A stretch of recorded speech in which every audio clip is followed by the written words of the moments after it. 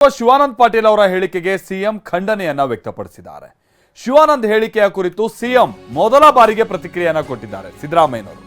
ಶಿವಾನಂದ ಪಾಟೀಲ್ ಅವರು ಮೊನ್ನೆ ಹೇಳಿದ್ರಲ್ಲ, ರೈತರಿಗೆ ಅವಾಗ ಬರಗಾಲ ಬರ್ತಿದ್ರೇನೆ ಒಳ್ಳೇದು ಅಂತ ಆಶಿಸ್ತಿರ್ತಾರೆ, ಯಾಕಂತಂದ್ರೆ ಅವ್ರು ಮಾಡಿರೋ ಸಾಲ ಮನ್ನಾ ಆಗುತ್ತೆ ಅನ್ನುವಂಥದ್ದು ಆಸೆ ಅವರಿಗೆ ಅಂತ. ಈ ಕೀಳು ಮಟ್ಟದ ಹೇಳಿಕೆ ಅದು ರೈತರ ವಿಚಾರವಾಗಿ ಶಿವಾನಂದ ಪಾಟೀಲ್ ಕೊಟ್ಟಿದ್ದಂತ ಸ್ಟೇಟ್ಮೆಂಟ್. ರಾಜ್ಯಾದ್ಯಂತನೂ ಕೂಡ ಇದಕ್ಕೆ ಸಂಬಂಧಪಟ್ಟಕ್ಕೆ ಬಹಳ ಖಂಡನೆ ವ್ಯಕ್ತ ಆಗ್ತಾ ಇತ್ತು. ಸಿಎಂ ಏನ್ ಹೇಳಿದ್ದಾರೆ, ಅನ್ನದಾತರಾದ ರೈತರ ಬಗ್ಗೆ ಎಚ್ಚರಿಕೆಯಿಂದ ಮಾತ್ರ ಅಲ್ಲ, ಗೌರವದಿಂದ ಮಾತಾಡಬೇಕು. ಸಚಿವರ ಹೇಳಿಕೆಯನ್ನ ಖಂಡಿಸಿದ್ದಾರೆ ಸಿಎಂ.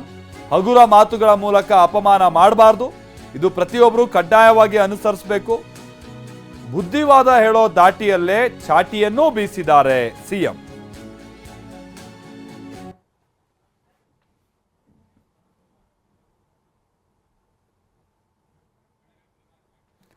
ಸೊ ಇದು ಸಿದ್ದರಾಮಯ್ಯನವರು. ಶಿವಾನಂದ ಪಾಟೀಲ್ ಅವರು ರೈತರು ಕೆಲವೊಂದು ಸಂದರ್ಭದಲ್ಲಿ 5 ಲಕ್ಷ ರೂಪಾಯಿ ಅವ್ರಿಗೇನು ಪರಿಹಾರ ಸಿಗುತ್ತೆ ಅನ್ನೋ ಕಾರಣಕ್ಕಾಗಿನೇ ಸೂಸೈಡ್ ಮಾಡ್ಕೊಂಡ್ಬಿಡ್ತಾರೆ ಅನ್ನುವಂಥ ರೀತಿಯಲ್ಲಿ ಮಾತನಾಡಿದ್ರು.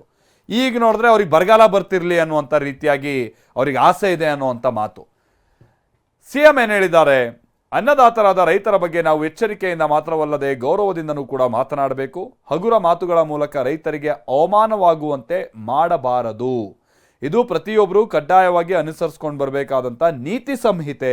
ಹಗುರ ಮಾತುಗಳ ಮೂಲಕ ರೈತರಿಗೆ ಅವಮಾನವಾಗುವಂತೆ ಮಾಡಬಾರ್ದು ಅಂತ ಸಿಎಂ ಒಂದು ಪೋಸ್ಟ್ ಅನ್ನ ಮಾಡಿದ್ದಾರೆ ಎಕ್ಸ್ ಪ್ಲಾಟ್ಫಾರ್ಮ್ನಲ್ಲಿ.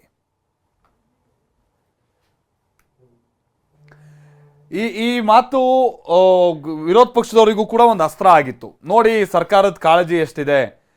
ಒಂದ್ ಕಡೆ ಮುಖ್ಯಮಂತ್ರಿಗಳು ಬಹಳ ಐಷಾರಾಮಿಯಾಗಿ ಫ್ಲೈಟಲ್ಲಿ ಓಡಾಡ್ತಾರೆ, ಮತ್ತೊಂದ್ ಕಡೆ ಅವರ ಸಂಪುಟದ ಸಚಿವರುಗಳು ರೈತರ ಬಗ್ಗೆ ಹೀಗೆ ತುಚ್ಛವಾಗಿ ಮಾತನಾಡ್ತಾರೆ. ಇದೇ ಇವರಿಗೆ ರಾಜ್ಯದ ರೈತರ ಬಗ್ಗೆ ಇರುವಂತ ಕಾಳಜಿ ಅಂತೇಳಿ ಟೀಕೆ ಮಾಡೋದಕ್ಕೂ ಕೂಡ ಒಂದು ಅಸ್ತ್ರ ಆಗಿತ್ತು. ಹೀಗಾಗಿ ಇದು ದೊಡ್ಡ ಮಟ್ಟದಲ್ಲಿ ಸರ್ಕಾರಕ್ಕೆ ಮುಜುಗರ ತರ್ತಾ ಇದೆ ಅನ್ನುವಂಥ ಸಂಗತಿ ಮುಖ್ಯಮಂತ್ರಿಗಳಿಗೆ ಗೊತ್ತಾಗ್ತಾ ಇದ್ದ ಹಾಗೆ ಕೂಡಲೇ ಮುಖ್ಯಮಂತ್ರಿಗಳು ಈ ಹೇಳಿಕೆಯನ್ನ ಖಂಡಿಸಿದ್ದಾರೆ. ನೇರವಾಗಿ ಇಲ್ಲಿ ಶಿವಾನಂದ ಪಾಟೀಲ್ ಅಂತ ಹೇಳಿ ಅವರು ಆಮೇಲೆ ತನ್ನ ಜೊತೆಗಿದ್ದ ರೈತರೊಂದಿಗಿನ ಸಲುಗೆಯಿಂದ ಕೆಲವು ಮಾತುಗಳನ್ನು ಅವರು ಆಡಿದ್ದಾರೆ. ಆದರೆ ಇದು ಸಮಸ್ತ ರೈತ ಸಮುದಾಯಕ್ಕೆ ಅನ್ವಯ ಮಾಡುವಾಗ ವಿಪರೀತ ಅರ್ಥಕ್ಕೆ ಕಾರಣ ಆಗುತ್ತೆ, ಇದು ಸಲ್ಲದು ಅಂತಾನು ಸಿದ್ದರಾಮಯ್ಯನವರು ಹೇಳಿದ್ದಾರೆ.